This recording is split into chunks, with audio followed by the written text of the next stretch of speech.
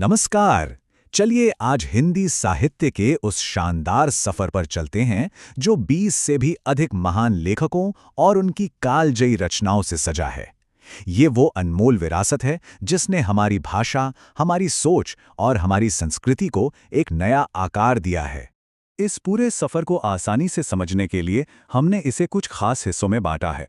हम शुरुआत करेंगे गद्य और छायावाद से, फिर बात करेंगे ज्ञानपीठ विजेताओं की, हमारे महाकाव्यों की, वीर रस और व्यंग्य की, और अंत में आधुनिक साहित्य के उन मील के पत्थरों की जिन्होंने सब कुछ बदल दिया।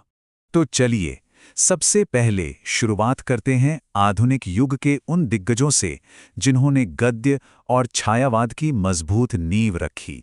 मुंशी प्रेमचंद नाम सुनते ही कहानियां आंखों के सामने तैरने लगती हैं, है ना? उपन्यासों की दुनिया में इनका दबदबा ऐसा है कि इन्हें बिना किसी शक के कथा सम्राट कहा जाता है। इनका पहला उपन्यास सेवा सदन था और सच कहूं तो इसने साहित्य में यथार्थवाद यानी असल जिंदगी की कहानियों की एक बिल्कुल नई शुरुआत कर दी थी। अब जरा सोच कर देखिए, इतने लंबे और शानदार करियर के बीच उनकी एक किताब ने सत्ता को इतना डरा दिया कि उस समय की ब्रिटिश सरकार ने उसे पूरी तरह से जब्त कर लिया। क्या आप अंदाजा लगा सकते हैं कि वो कौन सी किताब थी? जी हाँ, वो किताब थी सोज़े वतन। ये साहित्य की असली ताकत का शायद सबसे बड़ा उदाहरण है।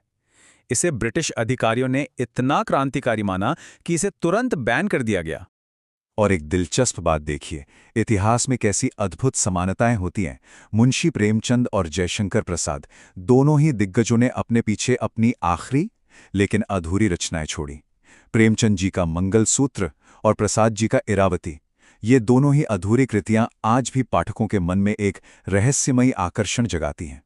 छायावाद के जनक जयशंकर प्रसाद जी की बात करें, जिन्हें हम प्यार से कलाधर भी कहते हैं, तो उनका काम सच में बहुत विशाल है। कामायनी जैसे कालजयी महाकाव्य से लेकर चंद्रगुप्त और ध्रुव स्वामिनी जैसे गहरे ऐतिहासिक नाटकों तक उन्होंने जो कुछ भी रचा वो अद्भुत है। चलिए अब आगे बढ़ते हैं और देखते हैं कि इन नींवों पर खड़े होकर किन रचनाकारों ने राष्ट्रीय स्तर पर सर्वोच्च सम्मान हासिल किए। इस लिस्ट में महादेवी वर्मा का नाम बिल्कुल अमर है। अपनी मार्मिक और सीधे दिल में उतर जाने वाली कविताओं के कारण उन्हें आधुनिक मीरा कहा जाता है और ये उपाधि उन पर बिल्कुल सटीक बैठती है। निहार से शुरू हुआ उनका सफर सचमुच साहित्य में एक मील का पत्थर साबित हुआ। अब जरा इस सफर की सबसे बड़ी साहित्यिक उपलब्धियों पर नजर डालते हैं। प्रकृति के सुकुमार कवि सुमित्रा नंदन पंत 1968 में चिदंबरा के लिए ज्ञानपीठ पुरस्कार पाने वाले सबसे पहले व्यक्ति थे। इसके बाद महादेवी वर्मा को यामा के लिए और रामधारी सिंह दिनकर को उर्वशी के लिए ये सर्वोच्च सम्मान दिया गया। और जब दिनकर जी की बात आती है, जिन्हें हम हिंदी के द्वितीय राष्ट्रकवि के रूप में जानते हैं, तो उनकी कविताओं की ऊर्जा ही बिल्कुल अलग है। रश्मिरथी और कुरुक्षेत्र में वीर रस की ऐसी आग है जो आज भी पढ़ते समय रोंगटे खड़े कर देती है।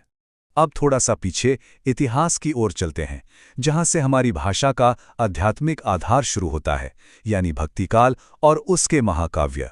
इन प्राचीन रचनाकारों की सबसे खास बात ये थी कि इन्होंने क्षेत्रीय बोलियों का बहुत ही समझदारी से इस्तेमाल किया। तुलसीदास जी ने रामचरितमानस और जायसी ने पद्मावत के लिए अवधि को चुना, जबकि सूरदास जी ने सूरसागर के लिए ब्रज भाषा अपनाई। मकसद सिर्फ एक था, गहरे आध्यात्मिक विचार सीधे आम लोगों की भाषा में उन तक पहुंचे। इस काल को और गहराई देते हैं कबीर और चंदबरदाई। कबीर का रहस्यवादी ग्रंथ बीजक, जिसमें साखी, सबद और रमैनी शामिल हैं, जीवन के गहरे फलसफे समझाता है। वहीं चंदबरदाई का पृथ्वीराज रासो पृथ्वीराज चौहान के वीरतापूर्ण जीवन का बहुत ही सजीव और बारीक दस्तावेज है। भक्ति रस से थोड़ा बाहर आएं तो हमें साहित्य में वीर रस की कविताएं और समाज पर किया गया बहुत ही तीखा व्यंग्य देखने को मिलता है। अब यहाँ साहित्य से जुड़ा एक ऐसा रोचक तथ्य है जो अक्सर लोगों को चौंका देता है। क्या आप बता सकते हैं कि तुलसीदास नाम की ये बहुत ही प्रसिद्ध साहित्यिक रचना आखिर लिखी किसने थी? सुनकर थोड़ी हैरानी होगी, लेकिन तुलसीदास नाम की ये रचना खुद प्राचीन संत तुलसीदास जी ने नहीं लिखी थी। इसके रचयिता थे हमारे आधुनिक और क्रांतिकारी कवि सूर्यकांत त्रिपाठी निराला। इस दौर में हमें साहित्य के दो बिल्कुल अलग रंग देखने को मिलते हैं। एक तरफ हरिशंकर परसाई का प्रेमचंद के फटे जूते और रानी नागफनी की कहानी जैसा तीखा व्यंग्य है जो समाज को आईना दिखाता है, और दूसरी तरफ सुभद्रा कुमारी चौहान की झांसी की रानी जैसी अमर कविताएं हैं जिनकी पंक्तियां आज भी रगों में जोश भर देती हैं। चलिए अब बात करते हैं आधुनिक साहित्य के उन मील के पत्थरों की जिन्होंने हिंदी को उसकी आज की पहचान दी। आधुनिक युग में मैथिली शरण गुप्त जी की विरासत बहुत ही विशाल है। भारत भारती और साकेत जैसी उनकी रचनाओं में कूट कूट कर भरी देशभक्ति ने ही उन्हें हिंदी के राष्ट्र कवि की अमर उपाधि दिलाई थी। हरिवंश राय बच्चन जी ने आधुनिक कविता को एक बिल्कुल नया व्यक्तिगत और संगीतमय अंदाज दिया।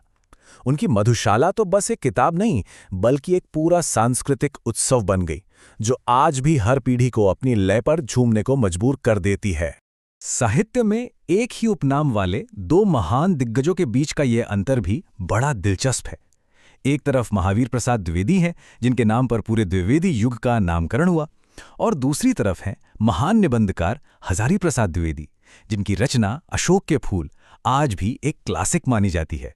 इस सफर को समेटते हुए अगर हम शुद्ध कहानी सुनाने की कला की बात करें तो देवकीनंदन खत्री का जादुई और रहस्यमयी उपन्यास चंद्रकांता और भूतनाथ, या फिर विष्णु शर्मा का प्राचीन ग्रंथ पंचतंत्र, ये वो रचनाएं हैं जिनका जादू कभी पुराना नहीं होता। तो हिंदी साहित्य के इस अविश्वसनीय हॉल ऑफ फेम को देखने के बाद सोचने वाली बात यह है कि ये कालजयी आवाजें आज की इस तेज तर्रार दुनिया में भी कैसे गूंज रही हैं। इनमें से कौन सा दर्शन आपको आज के समय के सबसे करीब लगता है? और सच बताइए, इस विश्लेषण के बाद इनमें से कौन सी उत्कृष्ट रचना आप सबसे पहले पढ़ना चाहेंगे?